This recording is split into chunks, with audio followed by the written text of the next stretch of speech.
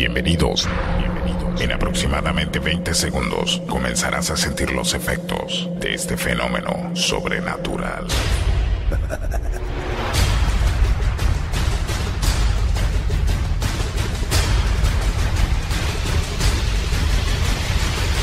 Mundo.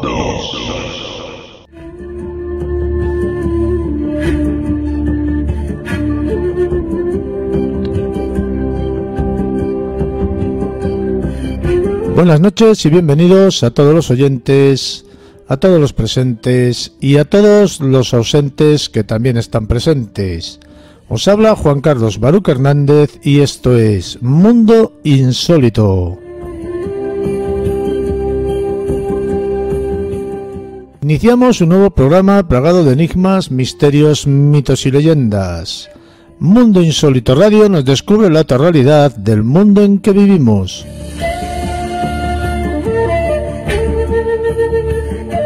Un día más, una noche más, solo ante el peligro. Esta noche Concha Vara nos hablará de la Biblia de las brujas. Juan Miguel Marsella Crisóstomo de los teatros Fantasma, Michael Martínez Blanco del Bólido de Tunguska, Vanessa Rubio del Paganismo y los Paganos y Pachi Villar de Paul de Benedice Velato, mensaje extraterrestre desde Brasil. Finalizaremos Mundo Insólito Radio con el conjuro de la semana donde Concha Vara nos trae el ritual gitano. No olvidéis que podéis seguirnos en todas las redes sociales y también por la plataforma iBooks, donde encontraréis todos los programas realizados hasta el día de hoy. También podéis escuchar todos los mejores programas del mundo del misterio del momento en mundoinsólitoradio.es, radiomundoinsólito.es. Retornamos en unos instantes.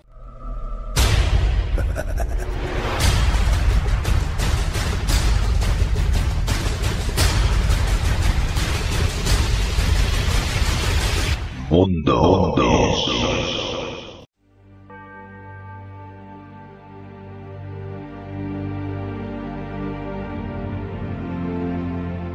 Pídele a cualquier niño occidental que dibuje una bruja y muy probablemente el resultado será una imagen muy conocida. Una fea bruja nariguda con un sombrero puntiagudo que vuela sobre una escoba o está revolviendo un caldero donde configura sus pócimas. Las brujas tienen una historia larga y muy elaborada. Aparecen en la historia del rey Saúl, que consulta a la así llamada bruja de Endor. También aparecen en el periodo clásico en la forma de unas temibles criaturas aladas, con forma de arpías o lechuzas que se alimentan de la carne de bebés llamadas estirges. En la mitología griega, Circe, la hechicera, era una especie de bruja capaz de transformar a sus enemigos en cerdos. Así era también su sobrina Medea. Podemos entender entonces que las brujas han existido desde siempre y como si de una religión se tratase, también tienen su propia Biblia, la Biblia de las brujas.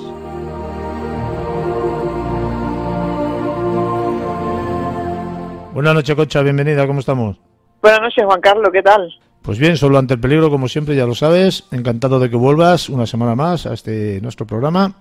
Yo también estoy encantada. Y vamos a un hablar poquito de calor, pero bueno. Vamos a hablar de la Biblia, pero vamos a hablar de la Biblia desde la visión de una bruja como eres tú, una medium, bruja o como te quieras denominar. Vamos a hablar de la Biblia de las brujas, ¿no?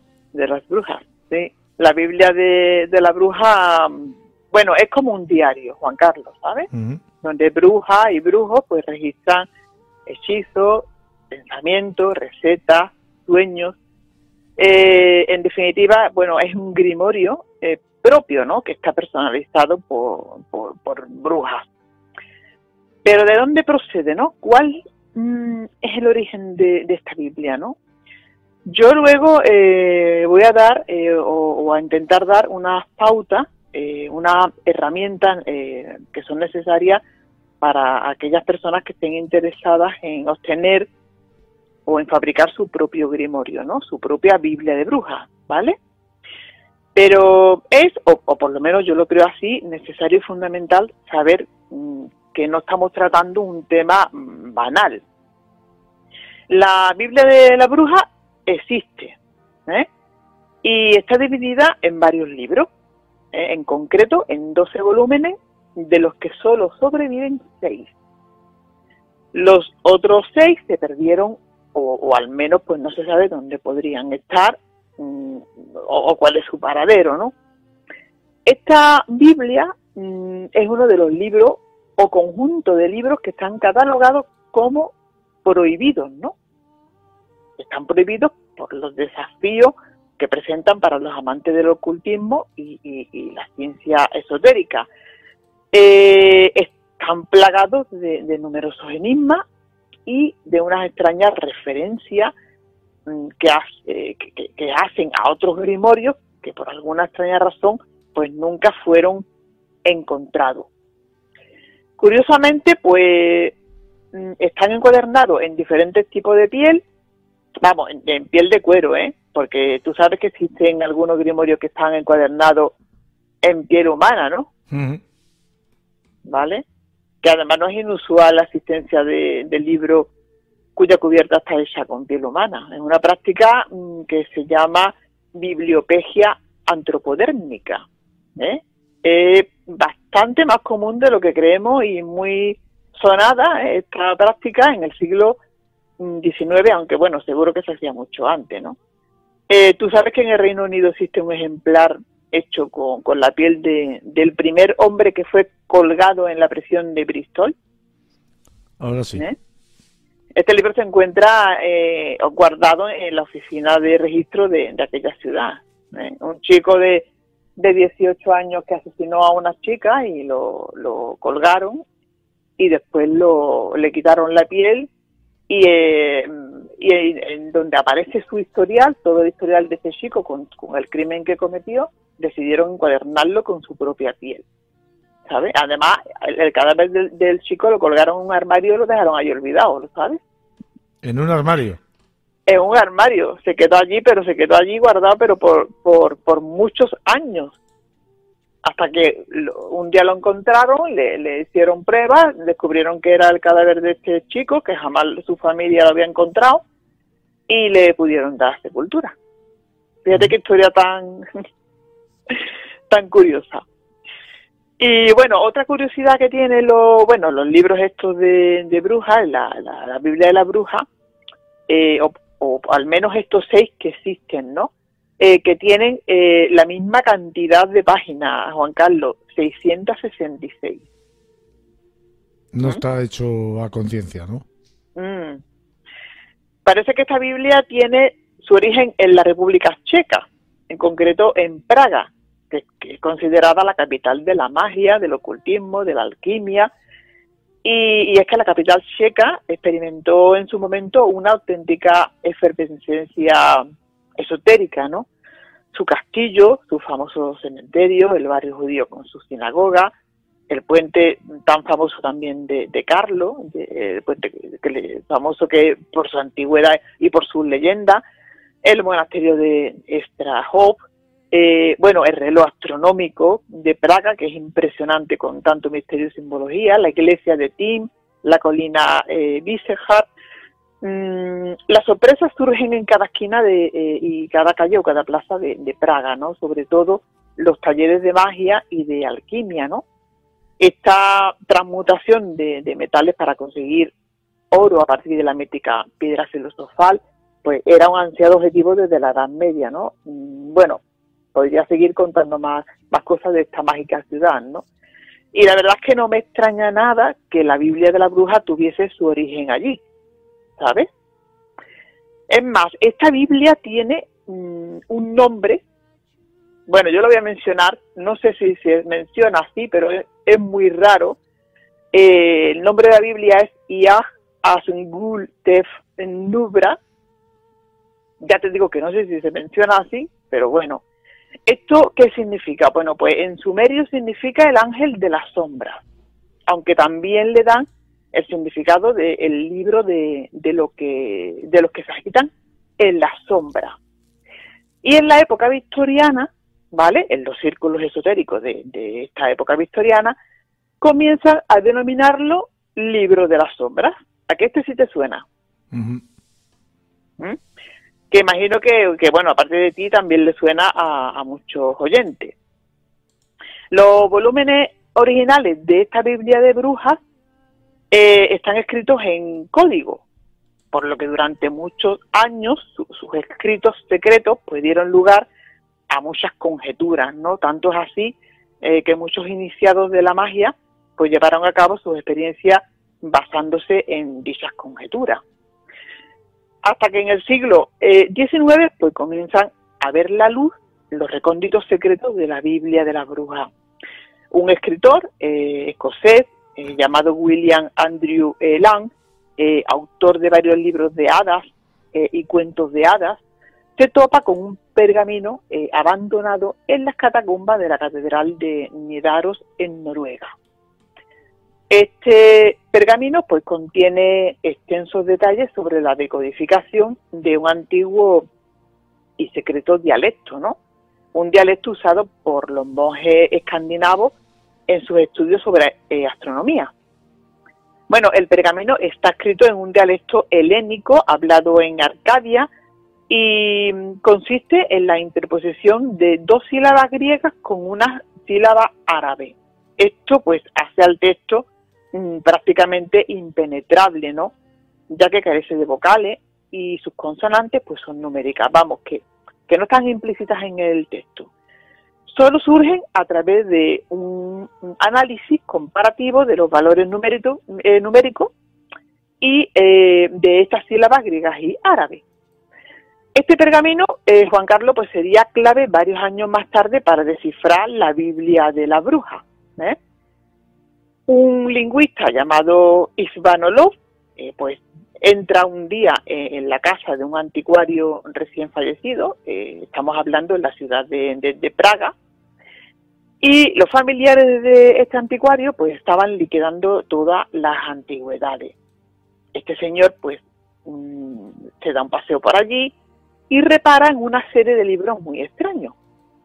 Se interesa por ellos y una mujer muy anciana, que resulta ser la esposa del antiguario, su viuda, ¿no? Se lo vende pues a un precio módico, ¿no? Alegando además que esos libros que no tienen valor, ¿no? ¿Por qué dice que no tienen valor? Pues porque no se pueden leer, Juan Carlos, ¿vale? Y este hombre pues descubre que se trata de los 6 volúmenes de la Biblia de las brujas, ¿vale? Ivanolov, ¿qué hace? Que se sumerge obsesivamente en el estudio de cada uno de estos volúmenes, que por cierto, todos ellos hablan de los círculos de la oscuridad.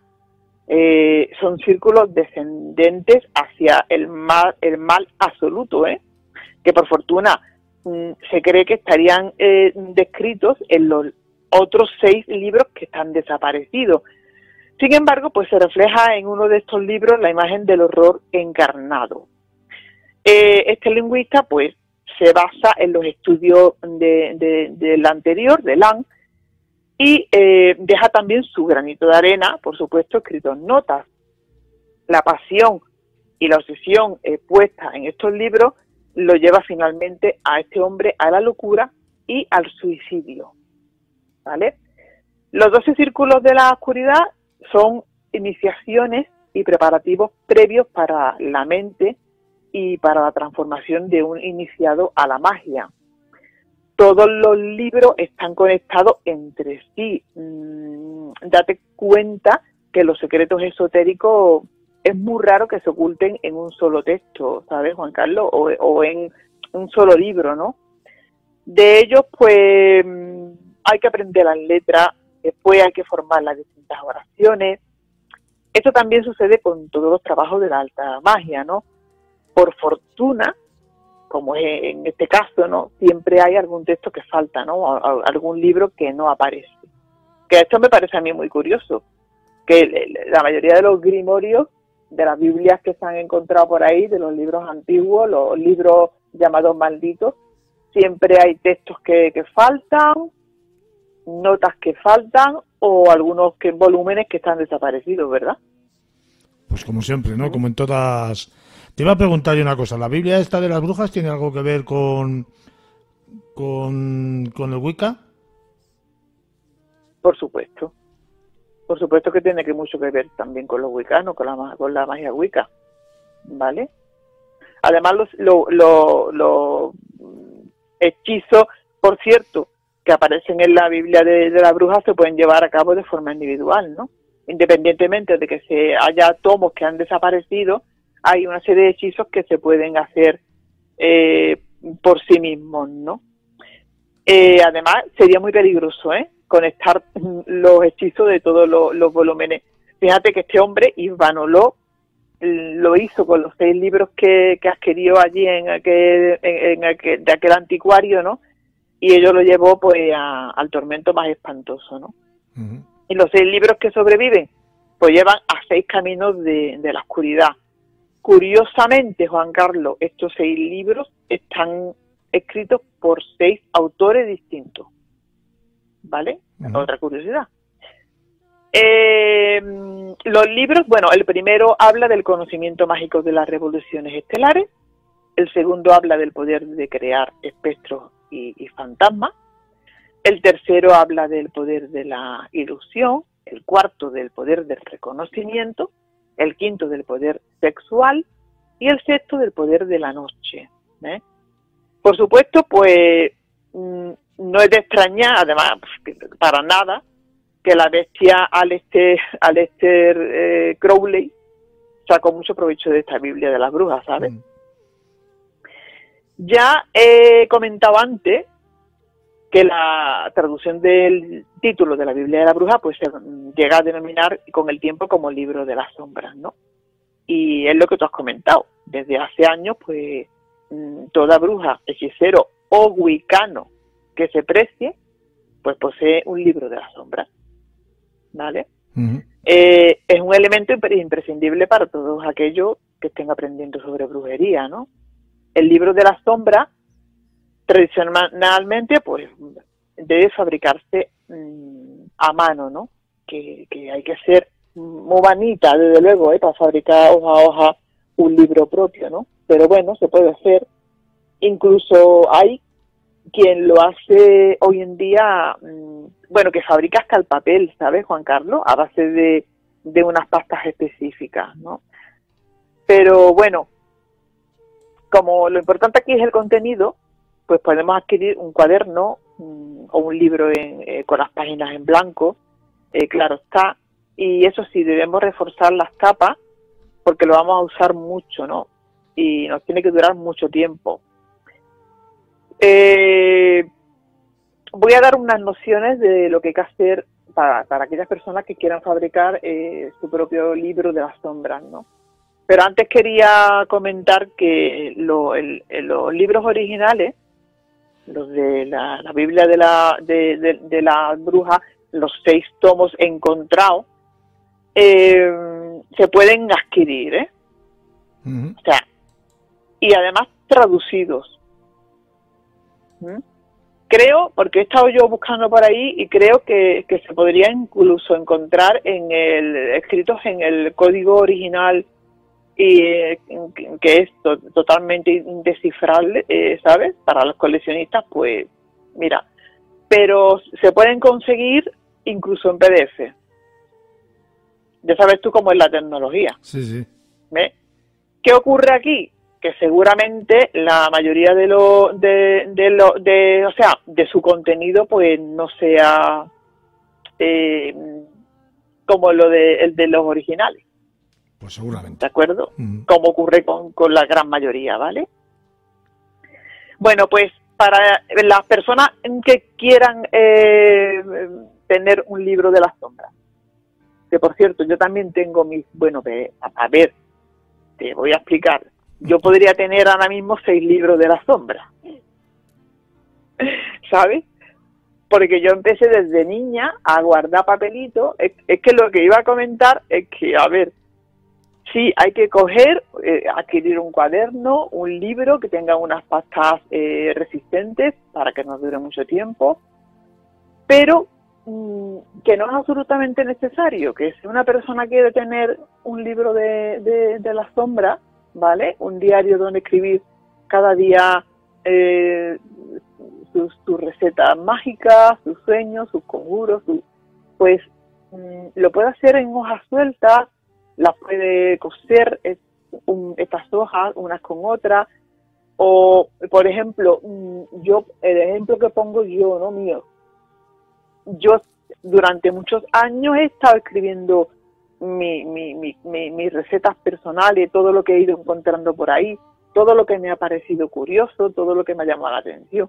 Lo he estado escribiendo incluso en una servilleta de un bar, ¿sabes? ¿Qué ocurre? Que luego todo esto, pues sí habría que tener la precaución de pasarlo todo a un libro en condiciones. Por eso te digo que yo tengo contenido para llenar 6 libros de sombra. Como las brujas. Es que ya tienes una edad, ¿eh? Bueno, Juan Carlos, vamos a ver. A ver, lo has dicho tú, yo no he dicho nada, ¿eh? Yo empecé muy pequeñita, ¿eh? Sí, bueno. Que todo hay que decirlo. Y además escribo mucho. Si son 6 libros a 666 páginas cada libro, si empezaste a los 6 años, pues tú fíjate. No creo yo que pongas el número de páginas en la vida. ¿Te has dado cuenta que son 6 libros, 666, y al final termina siendo un 9, ¿no? Sí, es curioso. Es curioso. ¿Vale? Pero bueno, ten en cuenta que eran 12, ¿eh? Que hay 6 que están desaparecidos. Seguiría siendo 9 igual, ¿eh? Seguiría siendo 9. Uh-huh. Bueno, pues para aquellos interesados, ¿vale? Una vez que tengan recopilado una serie de notas con cosas que yo voy a comentar ahora, pues debe decorar el libro, ¿no? Pues, has dicho, perdóname, Concha, has dicho 12 libros, que hay 6 que son desaparecidos y no se sabe tampoco por quién están escritos, o son también por distintos autores. No se sabe, Juan Carlos. Solo se sabe que en sus orígenes eran 12. Uh-huh. ¿Vale? Me imagino que esos otros 6 estarán también escritos por 6 autores distintos. Vamos, que si entráis en internet vais a ver cada libro, su autor, lo que contiene cada libro, el título de cada uno de ellos y además ya traducido, ¿no? Ya el código descifrado, pero yo creo que no es 100% fiable, ¿vale? Bueno, cada libro hay que decorarlo en base a los gustos de cada persona, ¿no? Aquí no vamos a decorar de una forma específica, ¿no? Nos tenemos que ver reflejados nosotros mismos, ¿no? Porque se trata de nuestro sello personal, ¿no? Sí es recomendable usar colores oscuros, para la cubierta del libro. No vamos a hacer un libro de las sombras con las cubiertas blancas, ¿no? O rosas, ¿no? Estas deben ser color negro, color gris oscuro, color marrón. Lo más típico que se usa es las cubiertas de cuero, ¿vale? Que suelen ser de color marrón. ¿Por qué tienen que ser oscuros? Pues porque atraen las energías. El color negro, los colores oscuros atraen las energías, ¿no?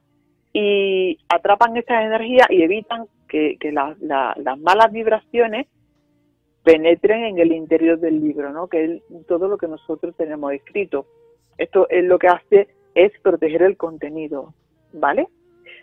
¿Cómo se puede decorar? Se puede decorar con símbolos, se puede decorar con hierbas secas. Fíjate, bueno, puede llegar a ser una preciosidad, ¿sabes? Un libro de la sombra. Recortes de temas mágicos. Si una persona es muy artista, pues puede pintar, ¿no? Ella misma algo para personalizarlo, ¿no? En la cubierta. Podemos, si no queremos decorarlo nosotros mismos, pues en el mercado encontrar libros que están ya bellamente decorados, como he dicho antes, con cuero, con tela, ¿de acuerdo? Aunque queda siempre bien que lo personalicemos. Y no solamente por fuera, también es bueno que lo personalicemos por dentro, ¿no? Como he comentado, no existen reglas específicas, ¿no? Tampoco sobre lo que hay que escribir, Además, eso sí, es importante escribir a mano, no vamos a coger las páginas, no, hay que escribirla a mano, ¿vale? Podemos pintar las hojas, dibujar. La verdad es que da igual si son hojas cuadriculadas, si son hojas rayadas. Yo personalmente prefiero las hojas que son completamente blancas, lisas. Porque puedo, por ejemplo, si yo escribo una receta de un ritual, pues al lado de la receta puedo hacer el dibujo. Puedo dibujar la receta. Y eso queda muy bonito. Además, a la mayoría de las brujas nos gusta esto, ¿no? En la primera página de cada sesión, que también podemos dividir el libro por sesiones, pues dibujar y la receta o el conjuro, ¿no? Bueno, cada persona aquí pues que use sus propios talentos, ¿no? Cuanto más ponga de ti en tu libro, pues más personal y mágico pues se va a volver, ¿no? Lo importante es escribir en él, y bueno, se puede hacer de forma ilustrada. Hay personas que en vez de escribir, pues todo lo hacen con dibujo, también queda muy bonito, ¿de acuerdo? Esto es una maravilla como quedan de hermoso. El objetivo, pues dejar plasmados los conocimientos propios para enseñar a futuras generaciones, ¿no? Estamos hablando siempre, Concha, vamos a ir terminando ya, se nos acaba el tiempo. Estamos hablando de siempre magia negra, perdón, magia blanca. Magia blanca. Sí. Estamos hablando de magia blanca, ¿vale? Y son libros que pasan de generación en generación, ¿eh? Nosotros mismos podemos heredar, que no me sale, uno, y añadir a él nuestros propios conocimientos, ¿eh? Importante también en la primera página poner nuestro nombre mágico, porque todo brujo, todo hechicero, toda bruja, tenemos que tener nuestro propio nombre mágico, ¿vale? Y por supuesto poner la fecha de inicio del libro de la sombra, ¿no? Se pueden escribir ideas, notas que recibimos de otras brujas, mensajes que te transmite el universo. Puedes también plasmar tus sueños, recetas mágicas que encontramos por ahí, nuestros propios hechizos, cuando realizamos un hechizo, los resultados que nos da, las tablas de correspondencia, las recetas mágicas, las ceremonias especiales, incluso las que hacemos con nuestra propia familia. Podemos escribir oraciones, cánticos. Hay personas que les gusta escribirlo con una caligrafía bonita. Cada uno tiene que hacerlo a su manera, ¿vale? Y lo importante es escribir. Escribir, bueno, las brujas escriben todos los días, incluso mantienen su libro de la sombra junto a la cama, ¿no? Para escribir los sueños nada más despertar, o alguna idea brillante que se le venga a la mente durante las horas de descanso, ¿no? Si no se puede escribir todos los días, pues al menos hay que hacerlo cada vez que hagamos un ritual, ¿no? Un hechizo, ¿no? Y cuando el libro está completo, pues tenemos que guardarlo y fabricar otro nuevo, ¿vale? Es recomendable además limpiar los libros, con incienso, con vela. Hay que limpiarlos y consagrarlos, ¿de acuerdo? Bueno, es que no tengo mucho más que contar, pero tú me has dicho ya que no tengo tiempo y ya estoy nerviosa. Pues Concha, ha sido un enorme placer como siempre tenerte en Mundo Insólito Radio. La semana que viene te esperamos con otro tema tan interesante como el de hoy. Un fuerte abrazo. Un placer, Juan Carlos, igualmente. Buenas noches.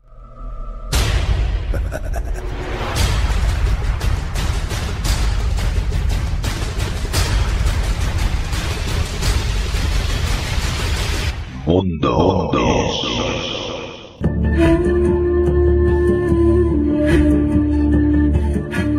Bien es sabido que la mayoría de los teatros tienen sus propios fantasmas, mitos, leyendas y sucesos paranormales, misterio y terror, pero también experiencias que se tornan en cómicas y divertidas, como lo es el mismo teatro.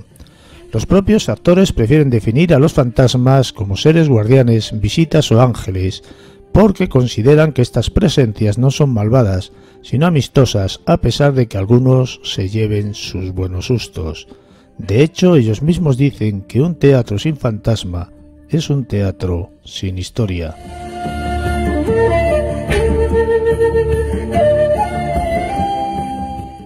Juan Miguel, buenas noches, bienvenido, ¿cómo estamos? Buenas noches, Juan Carlos, pues todo un placer el estar una semana más en el programa. Vamos a seguir con esos misterios, con esos fantasmas, y hoy vamos a hablar edificios con fantasmas. Sí, edificios con fantasma que a lo largo del globo hay muchísimos edificios. Me quiero dedicar a estos edificios en los que supuestamente se aparece un fantasma, entre comillas, conocido, ¿no? De alguien que la gente, pues, lo refleja con alguien que existió o con alguna historia detrás.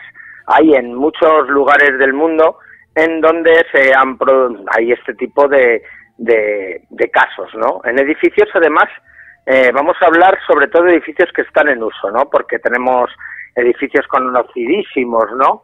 Posiblemente uno de los más encantadores del mundo, esa famosa rectoría de Borley, ¿no? Pero es que la rectoría de Borley está totalmente desvencijada, no hay ningún tipo de rutina ahí. Vamos a hablar, pues, de estos edificios, muchos de ellos conocidos, en los que supuestamente el fantasma, pues es alguien famoso. No sé, ¿por dónde quieres que empiece? Por ejemplo, ¿por algún teatro?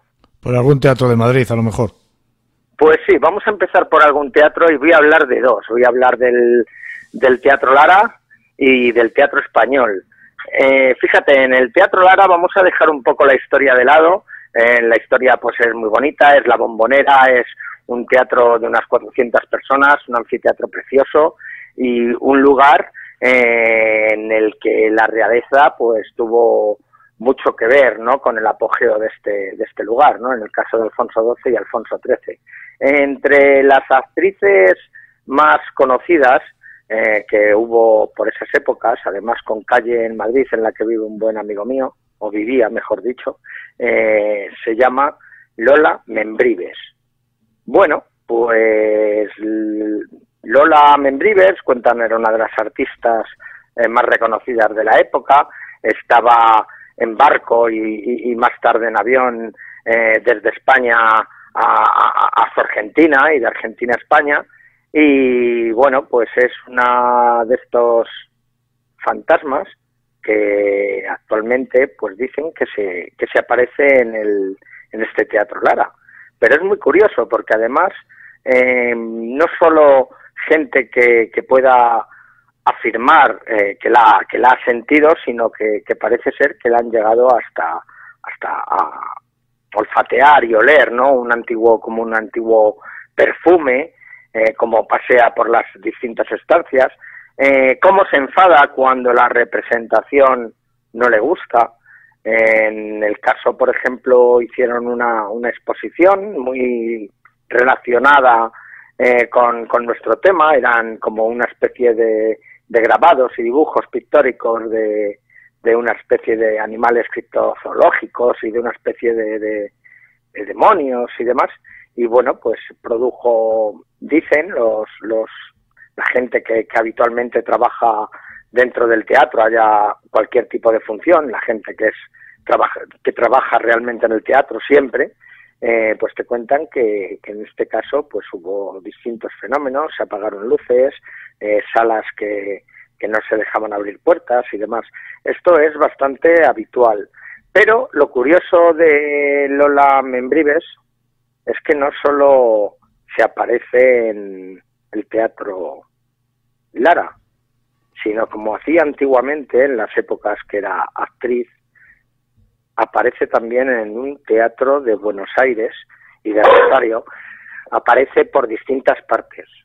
Y también pasa exactamente lo mismo, cuando en esos teatros se hacen representaciones que no le gustan a Lola, pues también hace de las suyas para intentar evitar pues que allí se hagan este tipo de escenografías. Ahí tienes un ejemplo de que es un fantasma con la capacidad de estar en dos sitios a la vez, ¿no?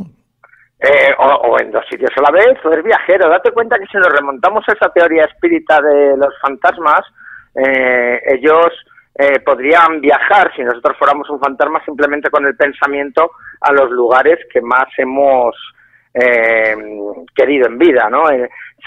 Si nos vamos a esa teoría, sería como que el fantasma siempre se queda en este plano, o intenta estar en este plano porque ha dejado algo pendiente, ¿no? O algo que no quiere abandonar. Bueno, pues en este caso sería que Lola no quiere abandonar la escenografía, que no quiere abandonar el teatro. y sus teatros en los que ha tenido sus grandes éxitos pues ha sido en su tierra natal y aquí en España en el Teatro Lara, donde también se cuenta que tuvo algún tipo de relación con Alfonso XIII y demás.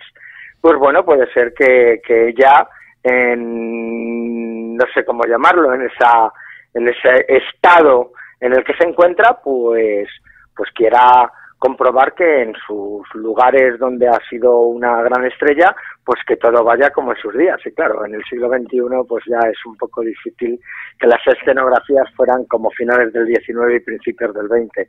Ya era complicado a mediados del propio XX, pues imagínate ya en las épocas que estamos, la pobre Lola que se tiene que echar las manos en la cabeza y que está de Argentina a España, de España a Argentina, totalmente asombrada con lo que está viendo desde ese otro plano. Y el otro teatro, podríamos hablar del Teatro Las Aguas, que también es muy rápido. En el Teatro Las Aguas también se parece un fantasma, en este caso no es conocido.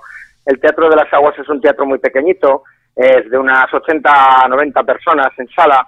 Lo curioso del Teatro de Las Aguas, que actualmente tiene otro nombre, está en la calle de Las Aguas de Madrid, en la Latina, y en la parte del sótano tiene una especie de pub, una especie de local en la que da una serie de arcos y cúpulas y en las que se podrían ver parte de las construcciones más antiguas de Madrid y parte de las murallas. Bueno, pues allí los trabajadores, allí estuvimos también investigando, en esta ocasión fue por Juanfra Romero, fuimos Juanfra Romero, una amiga suya y un servidor, nos presentamos allí, entrevistamos a los trabajadores del teatro. La persona que nos atendió en un primer momento, que era como el encargado, él personalmente nunca había visto nada, pero ellos jugaban mucho con el tema de la aparición, puesto que en lo que era justamente la fachada exterior ya tenías el fantasma que se ve pintado.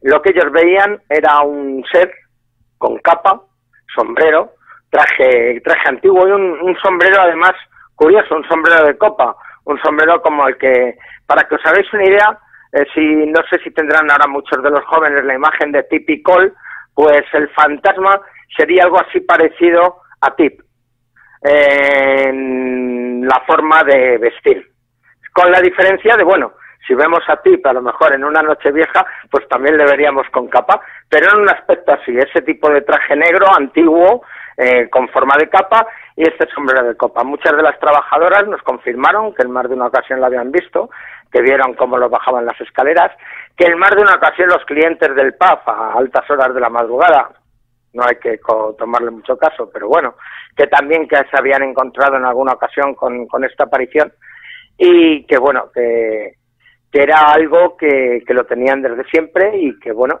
está allí. Lo curioso del Teatro de las Aguas es que en la zona donde está sí que ha habido casos similares a los que se han producido este tipo de apariciones, no exactamente con un ser con sombrero y copa, pero sí también de estos famosos monjes encapotados, que ya hablaremos en alguna ocasión de ellos, que se ven mucho por Madrid. Y además muy cerquita de allí, muy cerquita, está la calle Lucientes, a escasos metros, donde se produjo el horroroso asesinato de la taberna del Lobo Feroz, en la que encontraron a dos prostitutas emparedadas dentro de este local cuando se estaba realizando una reforma. O sea que la zona se las trae. Y el teatro donde hay una aparición desde hace muchos años, además en fechas muy señaladas, aunque los fenómenos y las extrañezas se dan durante todo el año, es en el Teatro Español, del que ya hemos hablado en más de una ocasión, pero nos vamos a ir al caso clásico, en el que nos cuentan que en las épocas en las que de la Noche de Todos los Santos, que luego en esas épocas se hace la obra o se escenografía la obra de Don Juan y demás, muchos son los testigos que desde hace años, cuando se hacían este tipo de representaciones en el Teatro Español, decían ver y sufrir pues distintos fenómenos. Yo recuerdo hablar con el director que en esos años estaba, Estamos hablando posiblemente año 99, 2000, era don Gustavo Pérez Puig, fue pues una personalidad dentro de la dramatización, de la dirección de obras y también del ente público de Televisión Española, en la que pues una de las primeras retransmisiones de la propia televisión, pues este señor ya estaba por allí haciendo de las suyas. Él mismo, que era muy incrédulo en todas estas cosas, igual que su mujer, me confirmaron pues que en estas fechas sí que solían pasar bastantes cosas que le contaban y que él mismo desde su despacho que lo había vivido también, ¿no? El ver cómo ellos tenían un circuito cerrado, en realidad pues antiguo, con una cámara dirigida con un quasi-alde a través de una pantalla en blanco y negro, pues el director veía la obra desde su despacho, ¿vale? En una pantalla pues que sería un monitor de estos antiguos para que los oyentes pues sepan más o menos de lo que estamos hablando. Es que es algo que no se suele ver ya actualmente. Es un monitor cuadrado como el de una televisión antigua, más pequeña, desde ahí el hombre veía todo. Es que en una de las ocasiones, cuando estaban realizando en directo esta obra, el anfiteatro totalmente lleno, las gradas llenas, notó como algo pasaba como por delante de la cámara y en ese momento pues se cortó la retransmisión del mismo. Esto dijo que podía ser algún tipo de error, aunque luego vino, o demás, que no le había pasado en muchas ocasiones. Pero lo curioso fue en una de los ensayos que estaban realizando anteriormente a la obra, pues que en ese caso vieron a una persona que estaba viendo la obra. Esto es muy típico también en teatros. Estaba viendo los ensayos que estaban realizando.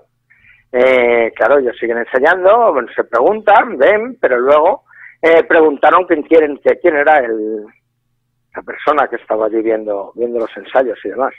En el teatro nadie había visto nada, pero bueno, yo te puedo contar que yo he estado ayer a las 2 de la mañana, despachos cerrados, como técnico, y ponerse a sonar de despachos en los teléfonos, tú ver en la operadora perfectamente qué extensión es, qué despacho es, porque además estaba numerada extensión exactamente igual que despacho era, entonces no había ningún tipo de duda, poner las cámaras de vigilancia, subir para arriba y no haber llamado a absolutamente nadie del despacho, puesto que en toda la sala de oficinas no había absolutamente nadie. O sea, no me extraña de lo que me está contando este señor y otros muchos. Y también en otras ocasiones pues comprobar gente de limpieza también sobre estas fechas, como cuando están por algunos de los pasillos y realizando sus labores, pues como notan, como las tocan, como soplan, y algunas veces llegando a romper hasta la ropa del agarrón, un agarrón y rasgarle, es la palabra exacta, llegarle de un agarrón a rasgarle la ropa a alguna de las trabajadoras, hasta alguna actriz. Alguno de los trabajadores, Juan Carlos, en la parte del peine, es una de las zonas más espectaculares del teatro español. Estamos hablando de la vida del teatro, todo lo que mueve los escenarios, todo lo que miran. La última vez que estuve grabando para Telemadrid estaba todo precioso, ahora lo puedo contar porque la obra ya se estaban justamente antes del estreno y no se podía decir nada. Lo siento mucho por el autor y el director y por los oyentes, no me acuerdo qué obra era, pero era muy bonito, estaba todo el peine lleno de rosas, todo entero, centenares y centenares y centenares de rosas para luego ser lanzadas. Bueno, pues a lo que vamos, en ese peine, a los utileros y a la gente que trabaja en él dando vida al teatro, pues en más de una ocasión se han encontrado pues a algún tipo de energía invisible que se ha subido encima de ellos a caballito y, claro, produciendo pues un pánico tremendo al trabajador con el peligro que eso conlleva, porque un paso en el peine un poquito extraño te puedes ir perfectamente 20 metros para abajo. Entonces no es muy agradable el tener un peligro por ahí. Es una zona bastante peligrosa. Es más, tienes carteles cuando subes en la zona de las escaleras metálicas, pintada de negro, que pone: está al acecho. No obstante, Juan Miguel, no hay teatro que se precie que no tenga, cuando menos entre bambalinas, un fantasma. La verdad es que sí, pero es que además nos podíamos remontar también a lugares en los que han sido teatros que actualmente no son teatros, que también tienen. Yo no sé por qué puede ser eso. Es muy curioso lo del tema de los teatros, en los que en casi todos tienes este tipo de leyenda. Ya no nos vamos a la leyenda de Molière tan conocida, ¿no? De que por qué es la ropa amarilla y todo lo que son todo este tipo de supersticiones que tienen en la escena y demás, porque ya la verdad es que se han quitado muchas de ellas, ¿no? O todo lo relacionado con frases que se utilizan actualmente, ¿no? Como el mucha mierda, ¿no? Era porque, claro, el mucha mierda era que cuanta más excrementos de animales hubiera, pues es que más público había ido, ¿no? Y sobre todo más señoritos, que eran los que iban con los caballos y que iban normalmente subido. Entonces lo de mucha mierda pues viene de por ahí. Pero siempre ha habido este tema relacionado con los fantasmas y con las escenografías y con este tipo de apariciones. Tienes toda la razón del mundo. No sé, Juan Miguel, si tú conoces también algunos edificios emblemáticos que también tenga este tipo de intensidad paranormal, además de los teatros. Por supuesto, muchísimos. Mira, nos podíamos ir a museos, ¿no? Que podríamos hablar del Reina Sofía y del famoso Ataulfo, ¿vale? Bueno, ya todo el mundo conoce todo lo que ha ocurrido en el Reina Sofía, también uno de los edificios que tiene fama por una denuncia de uno de los trabajadores impuesta en la Comunidad de Madrid y en el Ayuntamiento de esta fenomenología. Tenemos conocidos periodistas de sucesos y relacionado con el mundo del misterio como Juan Rada, que estuvo trabajando allí, que nos ha contado muchas cosas, y bueno, es un sitio muy conocido. Otro, Palacio de Linares, tenemos a Raimundita, fíjate. Podríamos hablar de la Casa de las Siete Chimeneas con esas dos apariciones espectrales, de Elena en la parte de la azotea haciendo aspavientos y dándose golpes, o en la parte del sótano, ¿no? que también se aparece. Podríamos hablar de la iglesia de San José. Bueno, en la iglesia de San José es más bien una leyenda, que no hay aparición, pero nos podríamos ir a la antigua prisión de corte, que actualmente es el Ministerio de Asuntos Exteriores. Ahí se oyen los lamentos de las presas y de los presos, y el momento en los que hubo una gran epidemia de cólera en Madrid, en los que hubo una serie de revueltas y una serie de temas muy complicados, que supuestamente están en la Plaza Mayor, tiene sus fantasmas.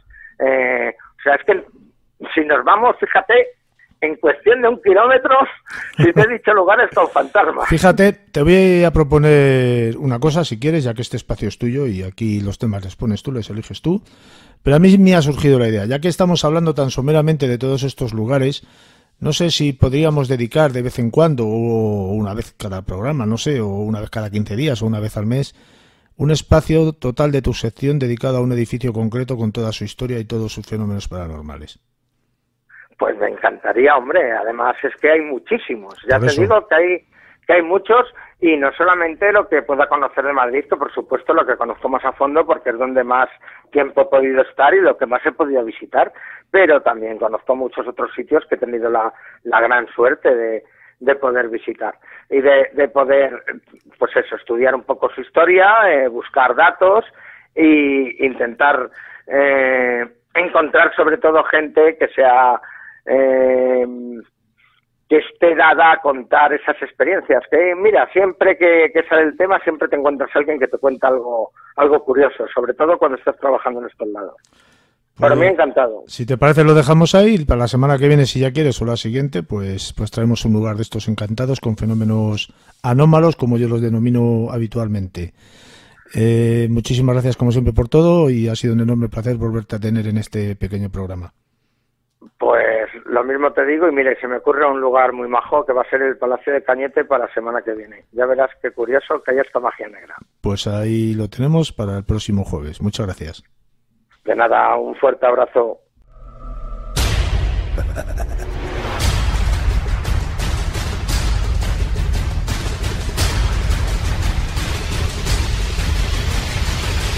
Mundo.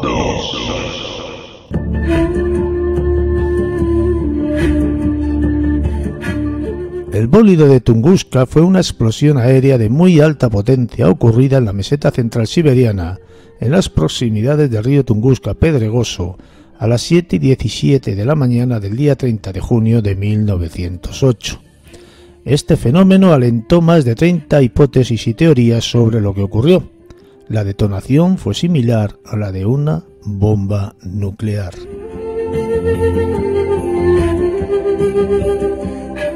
Buenas noches, Michael, bienvenido, ¿cómo estamos? Buenas noches, Juan Carlos, pues muy bien, muy bien. Salud a tope y sobre todo tener la mente y el privilegio de seguir con la salud para poder seguir trabajando. Vamos a seguir por esos lugares enigmáticos del mundo y hoy nos vamos a Siberia, otra vez, porque ya estuvimos la semana pasada. Sí, estaría dentro de lo que sería de ese supuesto, ¿no? Ese gran país de Tartaria. Yo creo que más tarde más temprano tendríamos que hablar de lo que sucedió en Tunguska, ¿no? Y es que la verdad es que, Juan Carlos, es un sitio, sobre todo ya no es el sitio, ¿no?, que hemos hablado que pertenecería a ese gran país de Tartaria, sino a lo que sucedió, ¿no? Porque esos científicos, estamos hablando de la NASA, estamos hablando también de parte de rusos, incluso muchas agencias, ¿no?, que han investigado lo que sucedió allí, no llegan a concretar ni a ponerse de acuerdo en realmente lo que sucedió. Nos vamos al 30 de junio de 1908, pasadas las 7 de la mañana, algo cruza el cielo.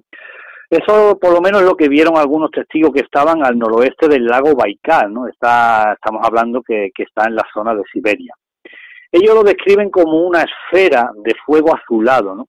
La esfera se perdió de vista. Pronto sufrieron un calor intenso y un viento abrasador, ¿no? Después escucharon un estruendo y que le sucedieron varias repeticiones.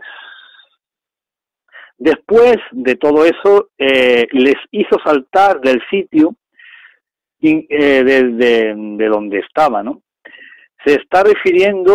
Todo esto se está refiriendo a lo que es una onda de choque. Ahora se sabe que la onda de choque se notó a unos 600 kilómetros del epicentro.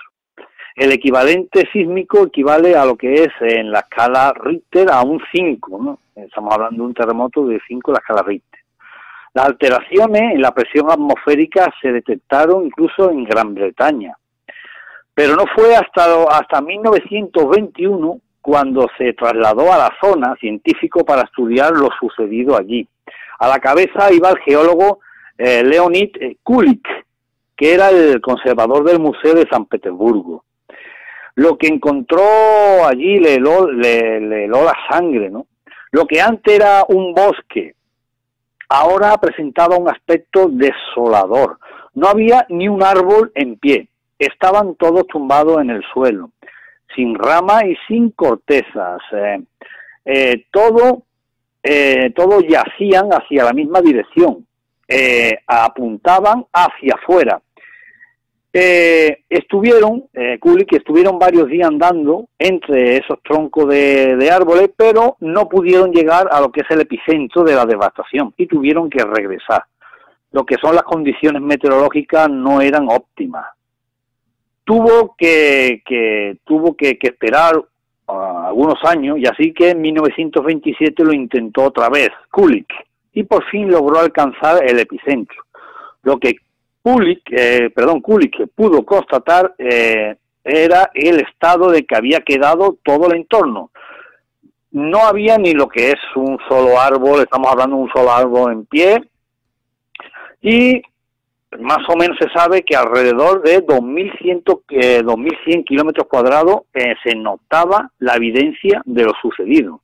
Se calcula que 80 millones de árboles yacían en el suelo. Eso sí, presentaba un extraño patrón, ¿no? Era radial y los árboles señalaban directamente la dirección opuesta a la explosión. Cuando la expedición llegó justo al epicentro del patrón de estos árboles, ellos lo describen que dibujaban algo parecido a lo que son las alas de una mariposa. Justo en el epicentro descubrieron que los árboles estaban en pie, pero que no tenían ni lo que son ramas ni la corteza, ¿no? Eso, tanto las ramas y la corteza habían desaparecido. Entonces Kulik declaró: estamos ante lo que parecía postes de teléfono. Eso significa que ondas de expansión de rápido movimiento capaces de romper las ramas de un árbol antes de que se pueda transferir el impulso del impacto al tronco. Así que Kulik, al no poder encontrar ningún cráter, optó por la solución de que el bólido, lo que allí pasó, ¿no? Ese bólido es un bólido, estalló en el aire. Kulik aún estuvo en el lugar otras 3 veces más. Kulik llegó a recoger lo que incluso pruebas, también sacó declaraciones a testigos de lo sucedido, incluso algunos testigos que se encontraban a 65 kilómetros del epicentro. Más tarde, Geo Mans, que es de la Oficina de Objetos Cercanos a la Tierra, de propulsión a chorro, y tiene la tarea de trazar órbitas de los cometas y asteroides que cruzan la trayectoria de la Tierra y que podrían resultar perjudiciales para nuestro planeta. Dice que este fenómeno, así también, que este fenómeno se podría repetir en 300 años. Él estima que el asteroide hizo su entrada a la atmósfera de la Tierra viajando a una velocidad aproximada a 53.900 kilómetros por hora.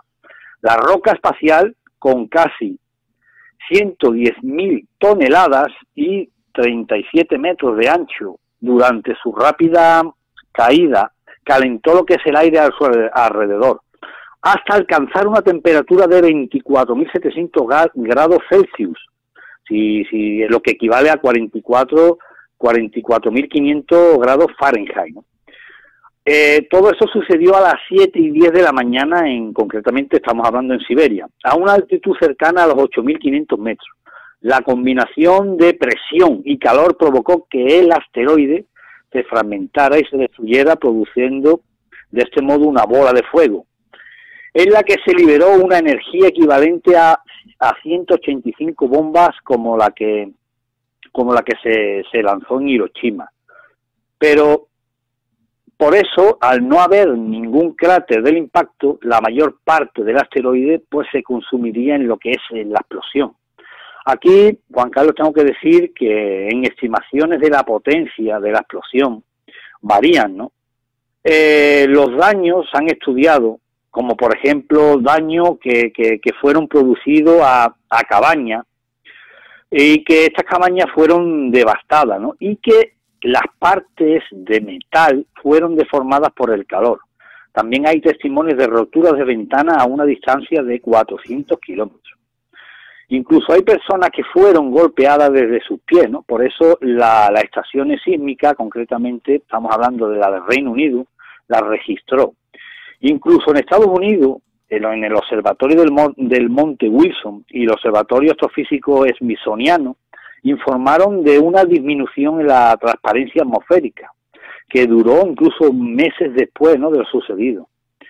Pero la ausencia de cráter hace que algo explosionara en el aire. Al no localizarse, no se localizó ningún fragmento del asteroide, pero concretamente y muy recientemente un cráter ha sido hallado, ¿no? Y concretamente lo ha hallado un equipo de italiano, ¿no? Un equipo italiano, gracias a que estaban utilizando un aparato acústico para investigar el fondo del lago Checo, ¿no? Este lago está situado a tan solo 5 kilómetros del epicentro de Tunguska. A la cabeza de este equipo italiano está el geólogo Luca Gasperini, del Instituto Marino de la Ciencia de Bolonia. Él dice que la forma de embudo de la cuenca y las muestras de sus depósitos sedimentarios sugieren que el lago llena lo que es un cráter de impacto. El equipo italiano publicó el resultado de su trabajo en la revista Terranova en agosto de 2007. Aunque hay quien está en contra de lo que dice este equipo italiano, como por ejemplo el equipo ruso, que dice que el lago checo, se formó antes de 1908, ¿no? Lo que significa que no estaría antes de ese supuesto impacto, ¿no? Y también hay quien está a favor, ¿no? Como concretamente William Hartmann, que es científico del Instituto de Ciencia Planetaria de Tucson, Arizona. Dijo que los resultados del equipo italiano eran emocionantes, ¿no? Y justificaban más estudio, ¿no? Pero si un fragmento grande golpeó lo que es el suelo, también habría miles de fragmentos más pequeños, ¿no? Y habría que buscarlo. También la NASA se ha pronunciado, ¿no? Y concretamente el experto David Morrison, que dijo que el objeto no era un 100%, no era una sucia bola de nieve, porque tal cosa habría estallado a decenas de kilómetros de la superficie de la Tierra.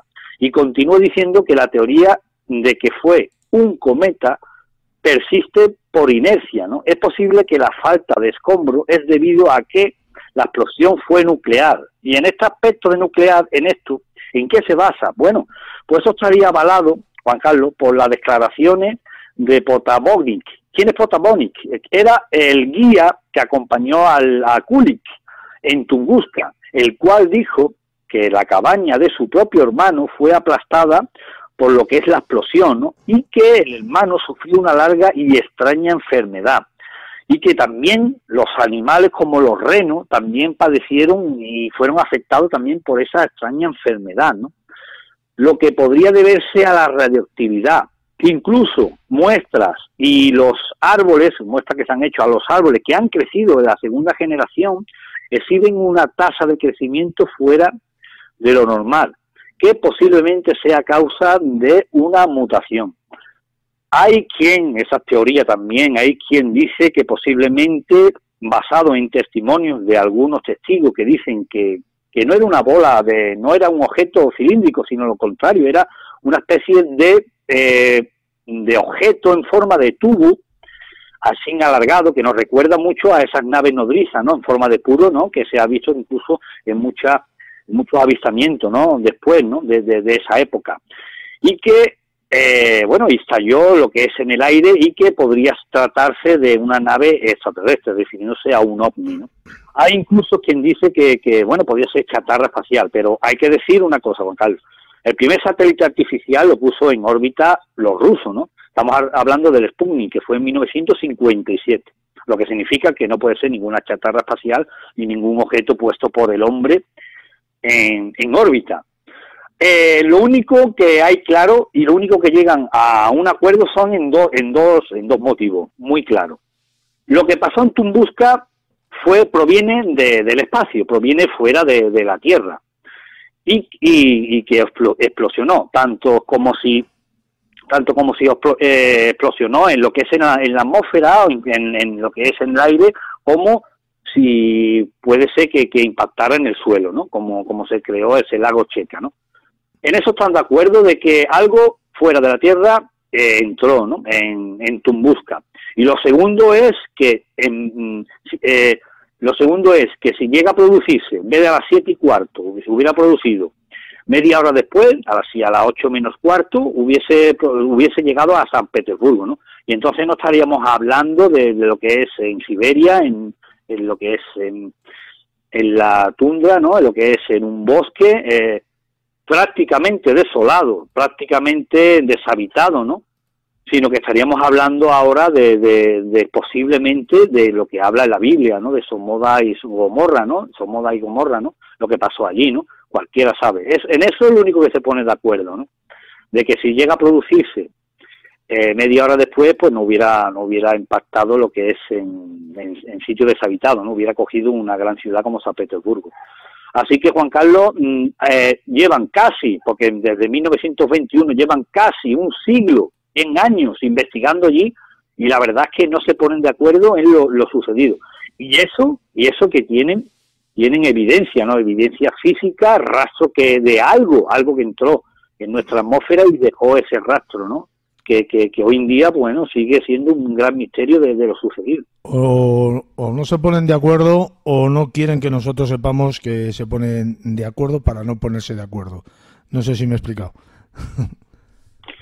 Sí, bueno, hay desde luego lo de Tunguska tiene mucho detrás, ¿no? Porque hay científicos, incluso no científicos, hay geólogos, incluso gente aficionada que se han internado en la zona y que supuestamente han recogido extraños objetos, extrañas piedras con inscripciones, extraños metales, y que dicen que fueron recogidos de la zona del impacto, como diciendo que fue una especie de nave extraterrestre, ¿no? La que impactó allí. Lo que sí es verdad es que esos árboles de segunda generación están mutados, ¿no? Están como si hubiesen caído, como si hubiesen estado en el terreno, ¿no? Irradiado por esa radiación. Recordar que también hay en otros lugares como en África, ¿no? También hay lugares donde han encontrado roca, lo que es roca, como si hubiese derretida, ¿no? Ha llegado como a cristalizarse, roca cristalizada, ¿no? Que según los geólogos, para que una roca llegue a su estado casi cristalino, pues debe superar una temperatura que en un fuego normal y corriente no alcanzaría. Solo se alcanzaría con una bomba como las actuales, ¿no? Termonuclear, ¿no? Y se han encontrado, ¿no? ¿Quién sabe si algún artefacto desconocido? Yo tengo mi teoría, y es que pues precisamente no es una nave extraterrestre, ¿no? Sino que fue un asteroide o un cometa. La NASA se refiere que fue un cometa, ¿no? Y los rusos, algunos, la mitad, la mitad dice que posiblemente no es un cometa, un asteroide. La diferencia porque el cometa, pues no lo ven, ¿no? Hoy en día hay instituciones que detectan esos pasos de esos asteroides y de esos cometas, ¿no? Pero los cometas, recordad que un cometa pasa muchísimos años, por eso Imán cree que se repetirá en 300 años, ¿no? No se sabe, ¿no? Se siguen estudiando. Desde luego, las agencias que están detectando, que tienen los telescopios y esos satélites puestos hacia afuera, ¿no? Para un posible asteroide, ¿no? Que pase muy cerca de la Tierra, creo que si hay algún problema no lo diría, ¿no? No alertaría a lo que es la masa social, ¿no? Tú fíjate, Michael.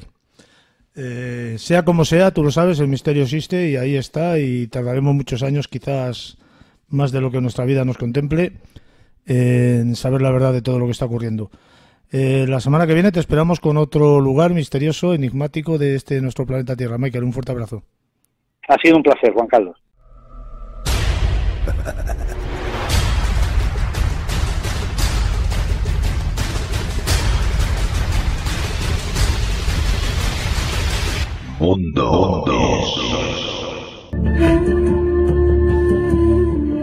Buenas noches y bienvenido, Roberto. ¿Cómo estamos? Muy bien, encantado de estar en tu programa. Esta es una serie de varias participaciones que vas a hacer con motivo de una enfermedad, ¿no?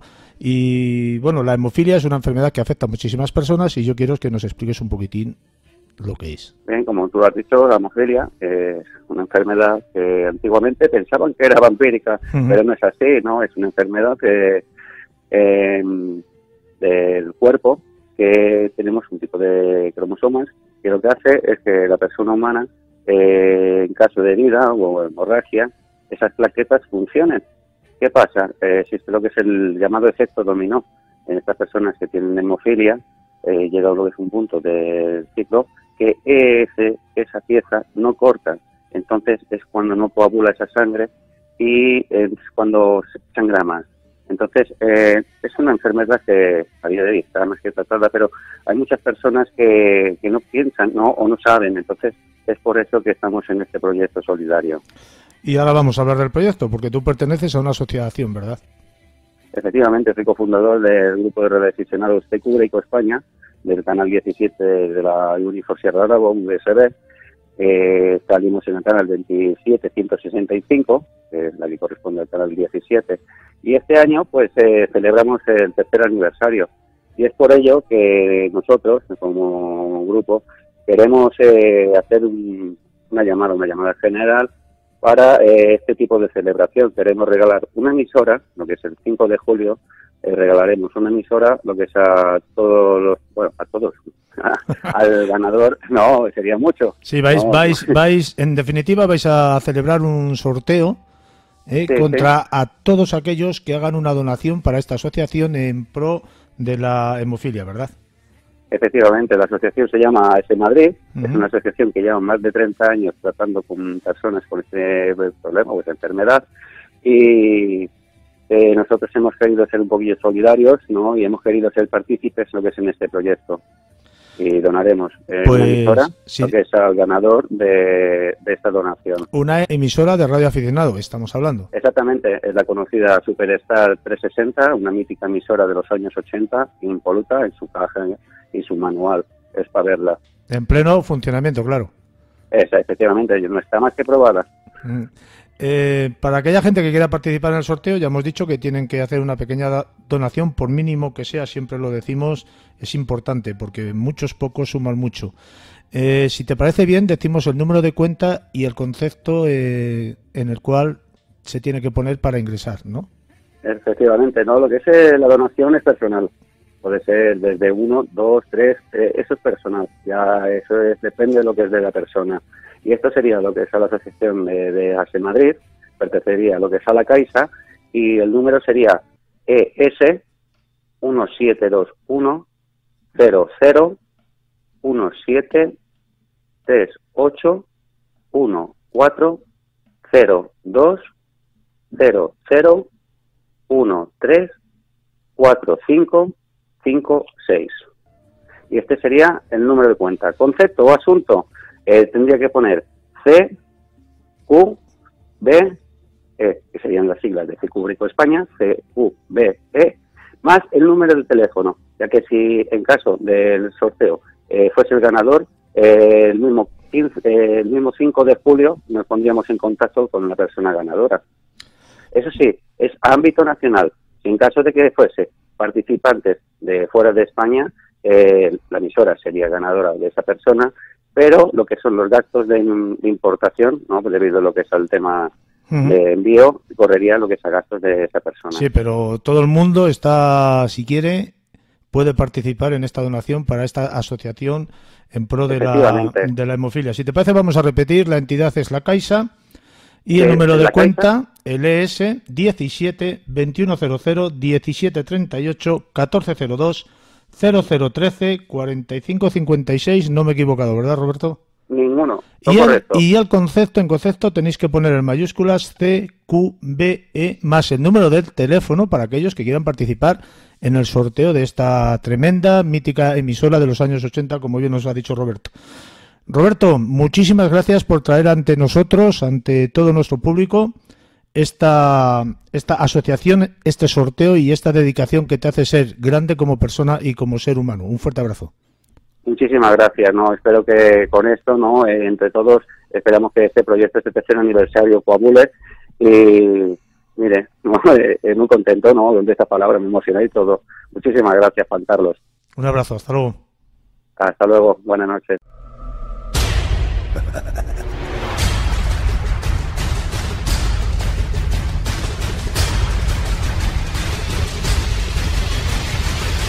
Mundo.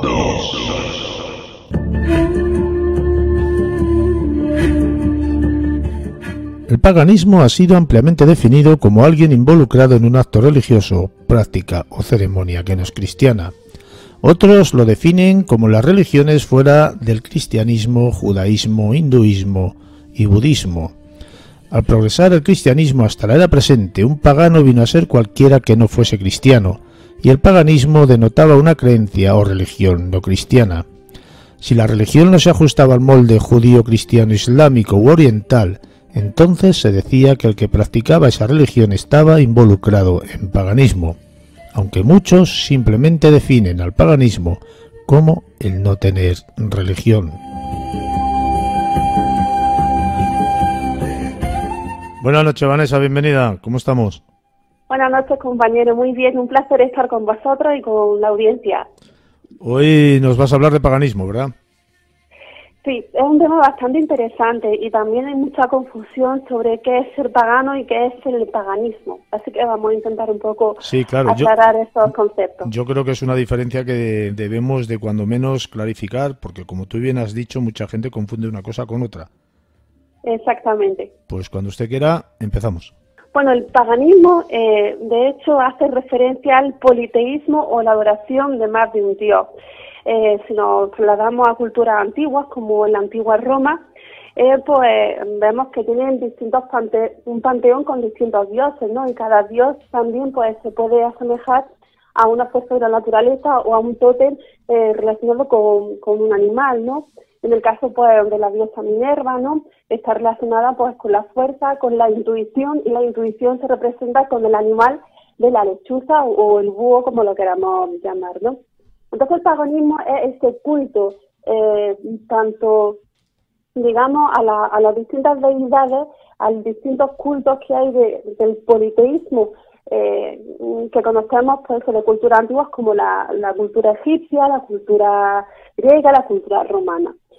Y el paganismo es completamente, el ser pagano es completamente otra cosa distinta. Los paganos lo que hacían no solamente era rendir culto a estos dioses, a estos panteones de dioses, sino que también rendían culto a la naturaleza. Conocían las estaciones del año, cuándo era la mejor época para la siembra, y sabían también dar la gracia a que esa cosecha germinara. No tenían ese culto de adoración no solamente a los dioses paganos, sino también a la madre tierra. Lo que conocemos como mucha gente determina, ¿no? la Wicca, ¿no? La religión Wicca, viene también de una rama del paganismo. Pero entonces estamos hablando desde el punto de vista religioso cristiano, ¿no? Exactamente, y también de diversos puntos de vista, no solamente nos ceñimos al punto de vista cristiano. Sí que es cierto que el cristianismo acentúa muchísimo más estas diferencias entre lo que es la religión monoteísta a la religión, politeísta, que es donde podríamos incluir al paganismo. Pero recordamos que el paganismo ha ido evolucionando a lo largo de la historia, no se ha quedado solamente en ese panteón de dioses, sino que, ha sido mucho más extenso y la gente de la época fue adecuándola a sus necesidades. Entonces yo pregunto, ¿no? Porque cuando la Iglesia recicla, entre comillas, al paganismo, ¿no? Porque hay un momento en la historia, ahora no recuerdo cuándo es, que la Iglesia recicla, entre comillas, al paganismo. La Iglesia también se convierte ¿no? Porque claro, en todos los cultos religiosos que vayas, en todos los templos, religiosos a donde vayas, hay imágenes de vírgenes y de Cristos. Sí, pero fíjate, hay una diferencia que tenemos que tener muy en cuenta. Cuando nosotros vamos a una iglesia, vemos la representación de una imagen, pero de una única imagen en varias imágenes, me refiero. Si vemos a la Virgen siempre va a ser la Virgen María, sino que simplemente se representa varias escenas en las que se tienen constancia en las escrituras sagradas, ¿no? Como por ejemplo, aquí en Granada la Virgen de la Angustia, pues esa madre dolorosa que tiene al hijo en brazos después de haberlo bajado de la cruz, ¿no? Como coloquialmente se dice, el descendimiento, ¿no? De la crucifixión. Sin embargo, no deja de ser la Virgen María como tal, sino que simplemente se representa, ¿no? Es una representación de un hecho histórico que, está escrito y además hay constancia de ello históricamente. Pero el politeísmo, el panteísmo de dioses no significa exactamente igual, tiene muchas diferencias, porque por ejemplo los mismos dioses, las mismas diosas en la cultura griega, para las romanas eran prácticamente los mismos, salvo con distintos nombres. Entonces estamos hablando de cosas distintas. Pero Vanessa, si cada persona es considerada o somos considerados parte de la Madre Tierra, que todo el mundo la llama así, y todo el mundo, o la mayoría, consideramos que somos parte de ella, ¿por qué no se puede adorar a la Madre Tierra? A la Madre Tierra, por supuesto que se le puede adorar. Lo que pasa que es que, fíjate, la Iglesia dice que cualquier forma de paganismo es una falsa doctrina. Y fíjate, hay en la Sagrada Escritura hay un capítulo en el Romanos versículo 1, 22, que dice que la gente pagana es materialista y adoraban a las criaturas antes que al Creador. O sea, se refiere a que para la religión católica no tiene por qué existir el paganismo, porque al único que se le debe de adorar es simplemente al gran Creador, ¿no? A Dios. Sí, Sin embargo, en el paganismo no se adora solamente a Dios, sino se adora a la tierra que pisa, al cielo que ves, a las criaturas de la tierra, a las plantas, a todo ser vivo, ya sea humano o no humano, que habita entre nosotros. Entonces son dos términos completamente distintos. Pero tú sabes que la mayoría de las religiones paganas no tienen gurús o no tienen mesías, ¿no? Es que precisamente el paganismo lo que reconoce es esa esencia divina que cada uno tiene dentro y ese conocimiento interno que debe de ser desarrollado. Por eso, cuando tú me hablabas antes de los famosos druidas, eran personas que tenían un gran autoconocimiento de sí mismos y del mundo que les rodeaba. Entonces, si veían una planta, sabían para qué podría servir esa planta, qué determinadas enfermedades se podría curar con esa planta. Entonces era gente adelantada a su tiempo. Eso se trata del autoconocimiento. Por eso las religiones monoteístas, no solamente el cristianismo, sino también el islam, no reconocen el paganismo como una creencia real, sino que ellos opinan que el paganismo es una creencia completamente absurda que se basa en las cosas materiales y mundanas de la tierra, cuando no tiene por qué ser así. Si todos somos parte de la Madre Tierra y la Madre Tierra es una diosa, nosotros somos dioses, ¿no? Como tal. Según el paganismo, pregunto. No tienen por qué ser dioses y diosas, sino que simplemente en el paganismo, digamos, se basa la creencia de que hay un principio vital, y cuando hay un principio vital, todo principio vital trae esa semilla de conocimiento interna. Yo creo que tenemos una necesidad innata, intrínseca de creer en algo más allá, en algo que nos haya creado, porque somos incapaces de comprender y de investigar y de saber de dónde venimos, quiénes somos y hacia dónde vamos.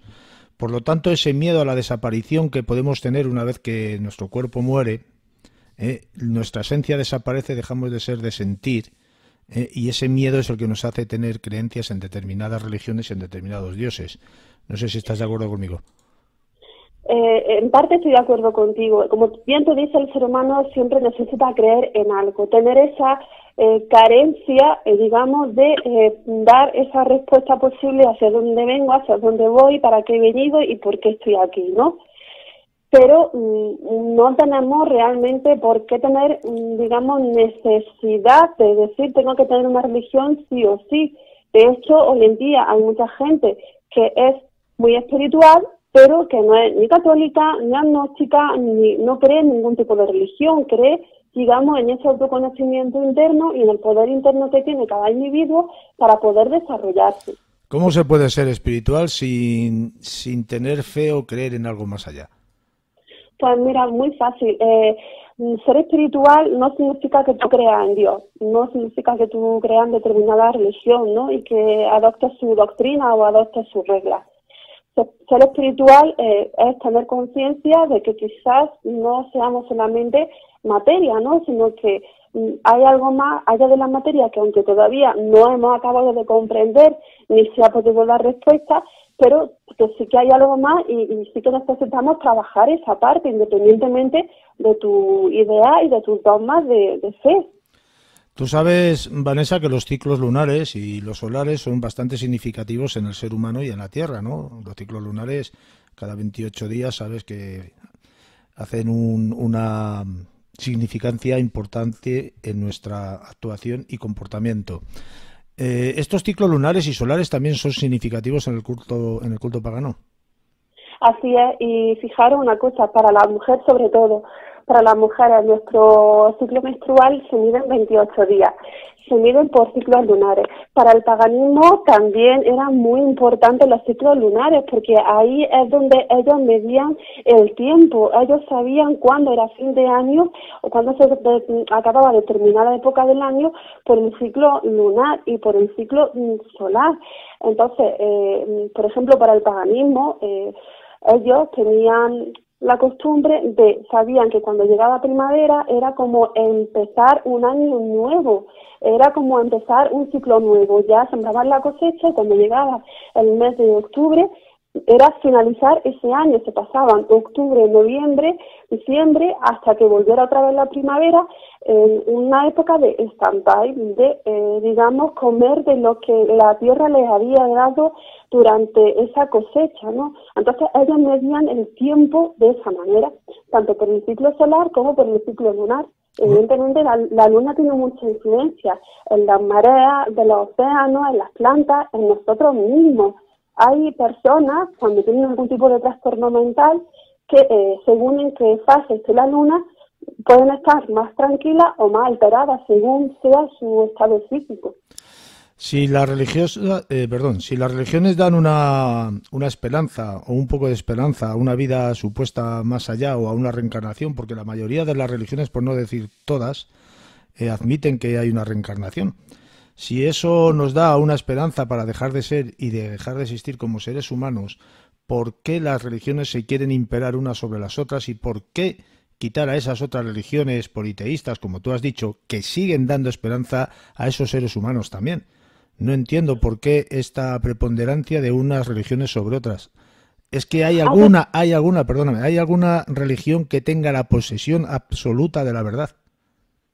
Por supuesto que no hay ninguna religión que tenga la verdad auténtica del 100%, pero es que fíjate, es que simplemente, yo pongo un ejemplo, esto como cuando tú vas a comprarte unos zapatos o unas zapatillas de hacer deporte, habrá gente que le guste la Adidas, o otra gente que le guste las Nike, por hacerte que no se puede hacer publicidad, pero es para poner un ejemplo, ¿no? Y cada uno elige según acorde a sus necesidades, pues la religión ocurre exactamente igual. Hay gente que el cristianismo cubre esas carencias de dogma, de creencias, de ideología y se sienten satisfechos. Hay otras personas que recurren al budismo, hay otras personas que recurren al islam. No tiene por qué ni ser ni bueno ni malo. Sí, pero perdóname que te corte, no me voy a las personas, me voy a las religiones en sí. ¿Por qué quieren imperar unas sobre las otras? No tiene simplemente sentido. Por ego de poder, porque se sabe que cuando una religión es mayoritaria y gana más adeptos, esa es la religión predominante y por lo tanto hay una escala de poder, ¿no? Y ese poder también mueve a las masas, mueve a las personas. Pues si hay una escala de poder y unos intereses económicos creados bastante exagerados, me vas a perdonar, pero la religión como tal no es religión. Mi opinión final, No sé si quieres añadir algo más. No, nada más. Yo espero que se haya quedado claro ese concepto del paganismo y que es ser pagano por otro lado. Y nada, deciros que un placer haber estado de nuevo en este mundo insólito. Mandar un saludo a toda la audiencia que nos escuchamos muy pronto. Un fuerte abrazo.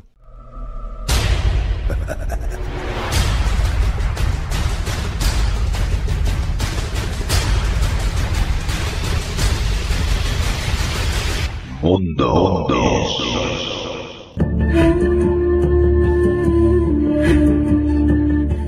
Para muchos, la idea de una inteligencia extraterrestre poniéndose en contacto con los seres humanos es un sueño.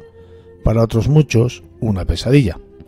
La inmensa mayoría de los extraterrestres que nos visitan, al menos en el cine o en la literatura fantástica, son seres inteligentes con una tecnología bélica muy avanzada y con unas intenciones muy poco claras hacia la raza humana. Pero, ¿y si esos visitantes de fuera tuvieran una misión distinta a la que nos han hecho creer a lo largo de la historia? Buenas noches, Pachi, bienvenido, ¿cómo estamos hoy? Hola, Juan Carlos, muy buenas noches, encantado de estar con todos tus oyentes, contigo, encantado. Vamos a seguir hablando de los extraterrestres y vamos a hablar de un mensaje recibido por una persona, una presentadora de televisión que se llama, Pachi, Berenice Velato.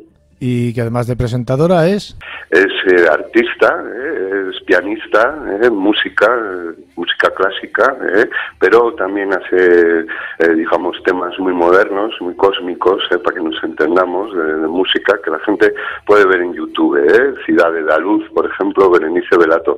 Es una figura muy conocida en Brasil, colabora con muchos artistas, desde su, vamos a decir, contacto con toda esa riqueza de ser presentadora de televisión de ámbito nacional y alguien muy premiada en muchos aspectos efectos, es medium, y ella canaliza lo mismo las músicas clásicas como estas modernas, y también está en contacto con un ser interdimensional que es a través de quien canaliza estos mensajes, como el que vamos a ver hoy. Un mensaje, ¿no? Además, un mensaje que le ha sido transmitido a esta buena mujer y que tú has tenido a bien de traducirlo, porque el mensaje, evidentemente, que nos manda ella, desde aquí le mandamos un abrazo y nuestro agradecimiento por haber hecho esta aportación, es un mensaje que está hecho en portugués, y tú has tenido la delicadeza y el esfuerzo y el trabajo de grabarlo, y si te parece, lo escuchamos y luego seguimos hablando. Muy bien, muchas gracias. Pues vamos a ello.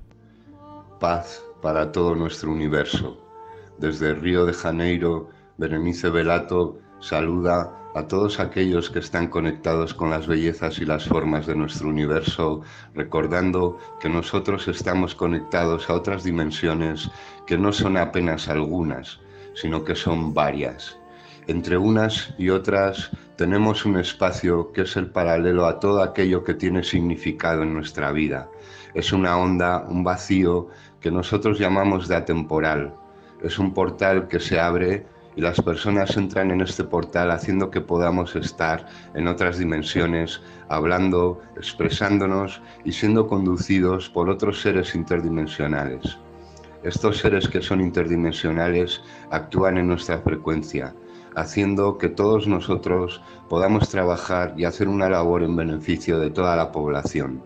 Una invasión de paz donde los extraterrestres trabajan permitiendo que el hombre pueda elevarse, crecer y principalmente llevar a otras líneas de las esferas una resonancia para atraer, elevarse y magnetizar esas ondas que están en esos portales, haciendo que todos aquellos que están conectados a estas energías puedan autoafirmarse cada vez más por la bondad de cada ser humano. Estamos hablando de seres que trabajan en otras dimensiones, ayudando a la Tierra para que pueda desenvolver su futuro. La Tierra no deja de ser una base y un transporte para otras líneas de las esferas. Aquí se aparejan muchos seres de otras dimensiones, siempre muy silenciosamente para que no sean cazados por los propios hombres. Son seres que vienen de otras dimensiones trayendo mensajes para mejorar el futuro de la Tierra, para ayudar a la no contaminación, eliminando virus, enfermedades, y mismo así no son entendidos por la humanidad. Vamos a compartir los mensajes de que todos aquellos que vienen de un otro universo y que se acercan en esa fase a la Tierra deben de ser siempre muy bien recibidos. No teman a los seres que llegan de otras dimensiones. Ellos no vienen aquí a disparar a nadie. Ellos no vienen aquí a matar a nadie. Ellos vienen aquí para ayudar al hombre a evolucionar, porque ellos ya son evolucionados. Ellos simplemente creen, saben, son y serán siempre portadores de buenos mensajes. Ellos cargan la supremacía de la observación, donde desde otras dimensiones observan a los hombres y a la humanidad, haciendo labor para que no se utilicen, por ejemplo, bombas atómicas, evitando con eso que el universo venga a acabarse. Desde todas esas dimensiones, nosotros estamos emparejados con esa sintonía, haciendo reverberar en el universo la gran canción de la informatización del amor y principalmente de la concordia. Los extraterrestres trabajan con el amor, los extraterrestres trabajan con la benevolencia, ellos trabajan con la evolución, no son destructores, quien destruye son los propios hombres. Ellos, los ETs, son el futuro. Ellos son también poseedores en su cerebro de un portal para viajar en otras dimensiones, y esa es la caja negra del cerebro de todo hombre. Y allí, entonces, reverberan y hacen que vibren unas otras informaciones de otros mundos.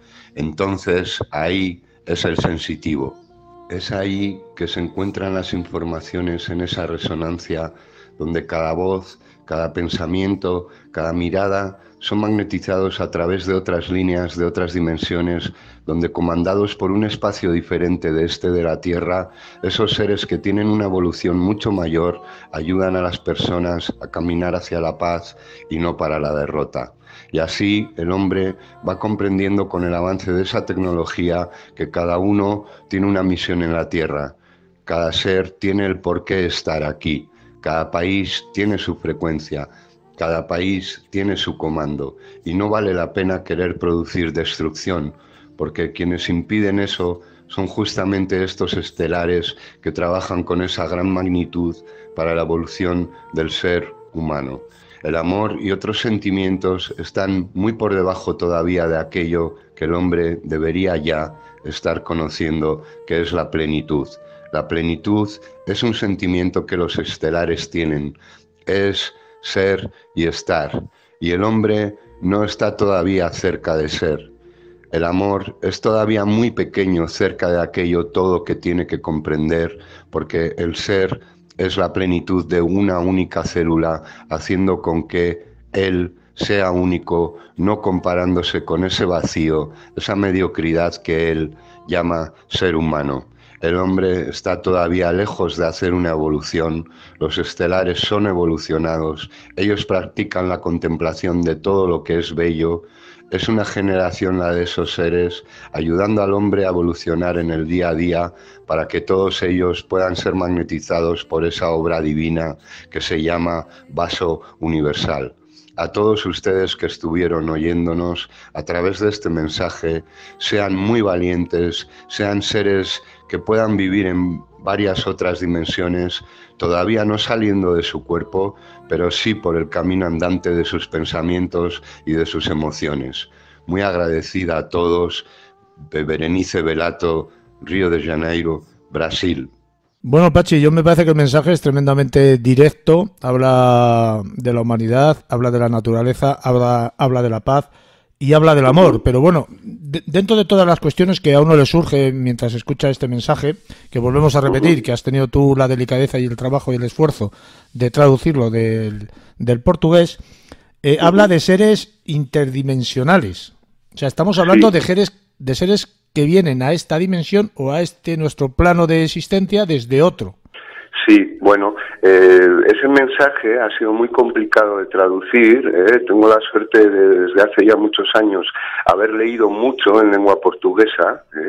Mi mujer es brasileña y debido a eso, por haber vivido en Brasil, entonces he tenido la capacidad de traducirlo literal y siendo un poquito complejo por los temas que toca, y además era un discurso bastante nuevo, quiero decir, en la medida de que esa pregunta que me hace, sí, ella habla de que entre las diferentes dimensiones hay un espacio que dice en el mensaje, ¿verdad? Ellos llaman de atemporal, que explica muy bien que está ligado a todas las cosas importantes de acontecimientos de nuestras vidas, de todas y de cada una de las personas. Ese espacio que todavía hoy la ciencia no consigue constatar, constatar sí por las significaciones UFO, de esos seres extraterrestres que desde otra dimensión, yo digo dimensión astral, son capaces de plasmarse físicamente también en esta otra dimensión, que además también en esa frontera cuando permanecen plasmándose físicamente para todo el mundo, como pueda ser un ovni a un avión militar, que le dé en radares, que le dé en canales de radio, que esté dando radares de seguimiento desde tierra. Bueno, esa plasmación física también puede no darse y estar en otro nivel, que es esa frontera de la que ella habla, que su guía le habla, que es ese espacio atemporal en el que acaba diciendo también en el mensaje, a esta explicación, que ahí es donde el sensitivo es conectado, habla de una tecnología. Por eso digo, este mensaje es nuevo, porque yo lo tengo que explicar un poco más así para la gente, y aunque parezca muy fantástico... Yo, si te parece bien, Pachi, yo te voy preguntando de las cuestiones que a mí me han surgido cuando yo he oído esto. Estamos hablando de seres interdimensionales, atemporales, como tú estás diciendo, por lo tanto estamos hablando de que puede existir más de una dimensión paralelas entre todas, y que además vibran en nuestra frecuencia y que cada país tiene una frecuencia de vibración. ¿A qué frecuencia de vibración se refieren? Se refieren a una frecuencia de vibración que estos seres, desde su tecnología, desde su toma de control para esa labor con el proyecto físico Tierra, irradian con una tecnología que no entendemos, pero que, como ella de alguna manera explica, llega por ondas, magnetiza a todos y a cada una de las personas, introduciendo, como digo en algunas entrevistas mías, una especie de programas en el cerebro, para que esa persona siga creciendo, le afecte lo que en ese momento, y además relacionado para con todo, para con el crecimiento, de, vamos a decir, el conjunto, el despertar, el caminar hacia la luz. Lo astral toma cuenta desde una tecnología que no entendemos, que es que aquí encima de la Tierra, en esos planos que ella de alguna manera describe, que decimos dimensiones, habiendo que es donde circulan los espíritus, para que la gente entienda que al final es lo que somos nosotros, que al final es lo que son los ETs también, circulan para con ese crecimiento, que es la plasmación física en la Tierra de una vida, digo, de incluso diferentes razas, de diferentes procedencias, que vienen a la Tierra a experimentar. Bueno, es muy amplio, pero lo hablo así, lo explico tan así, vamos a decir, aunque sea con dos palabras, profundo, para que la gente entienda que esto es muy importante, que no son unos lagartos que vienen de no sé qué planeta de una manera física a invadir la Tierra, de una manera hostil, sino que los ETs son, y con los que tomamos cuenta algunos, es un control de lo astral que forman el conjunto, mira bien, el conjunto de los ascendidos de los diferentes proyectos físicos, que en nivel de elevación, por ejemplo, son comando desde lo astral en esto físico, que se significan de esa manera, que pueden cruzar esas fronteras, y que están trabajando en beneficio para nosotros, incluso pues irradiando de una manera que no entendemos, desde esa tecnología que no entendemos, que por otra parte constatamos. Lo que pasa, entonces, están infinitamente más avanzados tecnológicamente hablando y espiritualmente hablando que nosotros. Pero vamos a seguir, si te parece, desgranando lo que dice el mensaje. Yo te voy a seguir preguntando, si te parece bien. Ella dice, sí, seres interdimensionales que vibran en nuestra vibración y que utilizan a la Tierra. Dice literalmente, creo recordar, que la Tierra no deja de ser una base y un transporte de otras esferas. Exactamente. Esto en palabras terrenales, ¿qué es? Eso es, en palabras terrenales, lo mismo que te acabo de decir ahora anteriormente, que es que la Tierra es una base, es un transporte para que almas, espíritus desarrollen unas experiencias para que luego están ligadas para con todo un conjunto, que esas experiencias físicas momentáneas en este momento, de las personas, de los espíritus que estamos encarnados, estamos utilizando la Tierra como base, como transporte hacia una elevación que es donde ya están los ETs. Y es importante esto, yo creo, Juan Carlos y todos los oyentes, que ella habla en el mensaje, si os fijáis, ella habla en el mensaje de que los humanos estamos todavía muy lejos de entender cuál es la medida más allá del amor, que es lo que estos seres ya están, que es en la elevación de contemplar lo bello y trabajar para acentuar todavía eso en todas las medidas posibles. Vienen aquí, Pachi, para llevarnos a ese camino, quiero entender, según dice el mensaje. Hay una frase, hay una frase que me parece muy importante y también inquietante a la vez, que dice, ellos, o estos seres, cargan la supremacía de la observación. Esto a mí me da que pensar y digo, ¿estamos siendo observados, contemplados continua y constantemente por estos seres desde las otras dimensiones? Sin ninguna duda, Juan Carlos. Además, por experiencias propias que te he contado, que estoy monitorado las 24 horas del día. Lo he vivido yo innumerables veces. Entonces, a la pregunta que me haces, explicando ya además antes todo esto que hemos explicado, que es que exactamente estamos monitorados, estamos controlados desde una influencia que a veces es muy clara, pero que no quiere influir tampoco en el libre albedrío y ser de momento un contacto abierto total que marcaría un shock, y se significan de diferentes formas. Tengo pendiente por explicar, y lo vamos a hacer ahora en programa, cómo la historia ufológica últimamente está ligada a, en el año 44 se habla de los Foo Fighters, unos pilotos en los aliados de aviones y otros pilotos nazis creían que era tecnología del enemigo en esa ya Segunda Guerra Mundial. Año 45, hay que entender que por eso se significan los Foo Fighters. Año 45 tenemos Nagasaki y Hiroshima, por eso aparecen en el 44, que la gente crea que en el 47. En el 46, después de eso, tenemos a Adamski, que vamos a hablar de Adamski porque es una figura muy importante, aunque se le ha desprestigiado mucho, pero él era el camarero de Monte Palomar Gardens, una cafetería que había al lado del observatorio de Monte Palomar, California, el mayor observatorio del mundo, y los ETs tomaron contacto con él, siendo un simple camarero, por encima de tener contacto con los astrónomos, pero fue una brutal conexión que hubo ya en el 46, 47 con Adamski, en este caso. Iremos viendo cómo la ufología está ligada, tiene explicación a esa preocupación que tienen por lo atómico, que también lo dice Berenice. También lo dice en el mensaje, exactamente, sí. Y habla también, por ejemplo, ya lo he mencionado hace un momento, dice que los ETs, los extraterrestres, trabajan con el amor y con la benevolencia, lo cual me parece muy importante esto último, porque si no tuvieras amor yo creo que no habría benevolencia. Otra cosa que me parece... Otra cosa que me parece muy importante de las que dice es que yo no la termino de entender muy bien, a ver si tú sabes explicármela. Dice que el ser es la plenitud de una única célula. Nosotros somos seres multicelulares. ¿Qué significa? Lo que ocurre,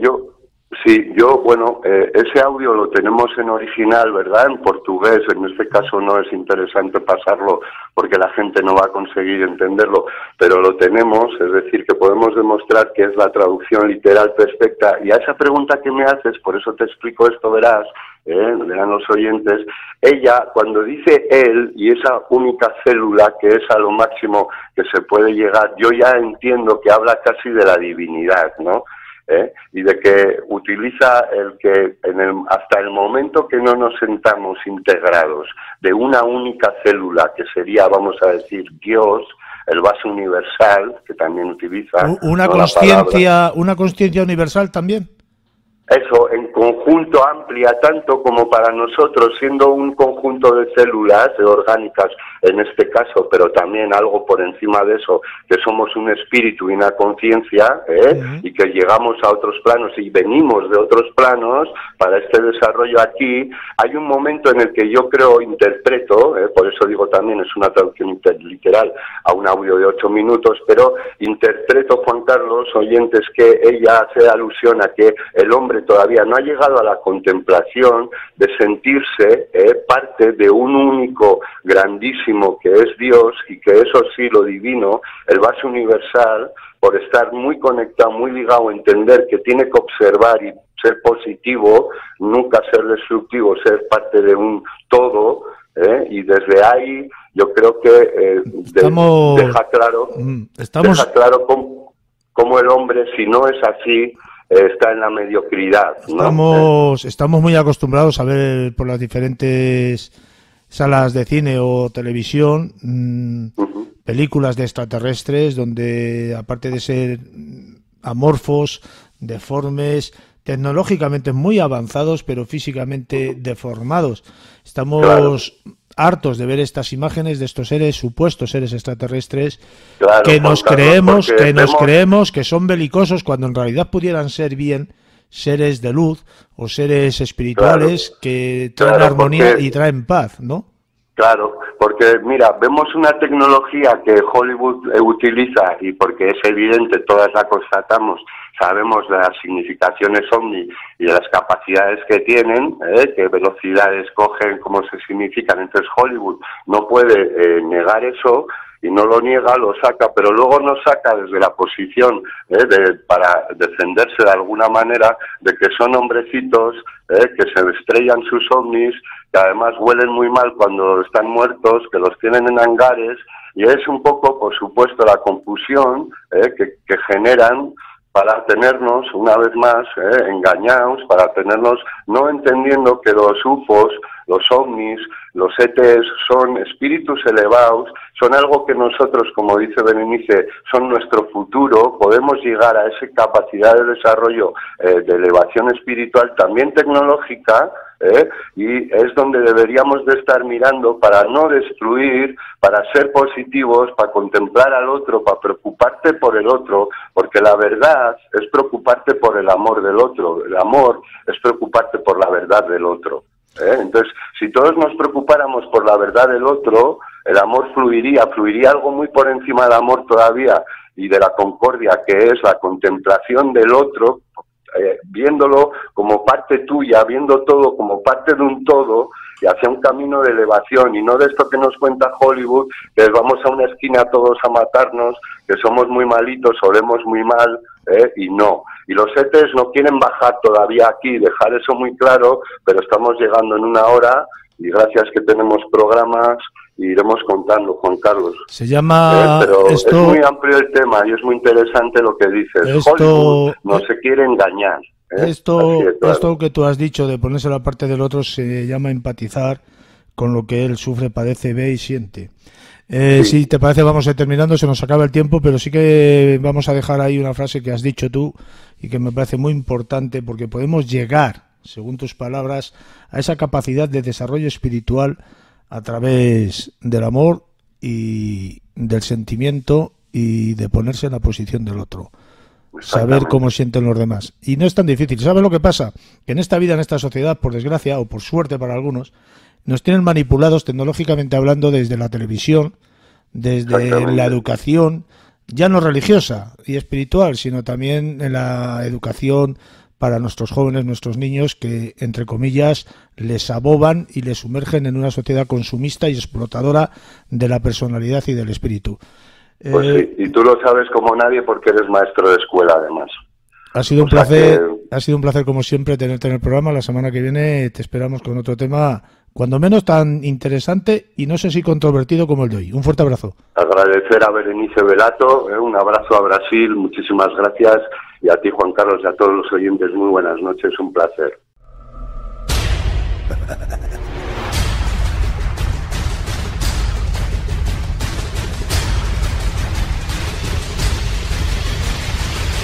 Mundo.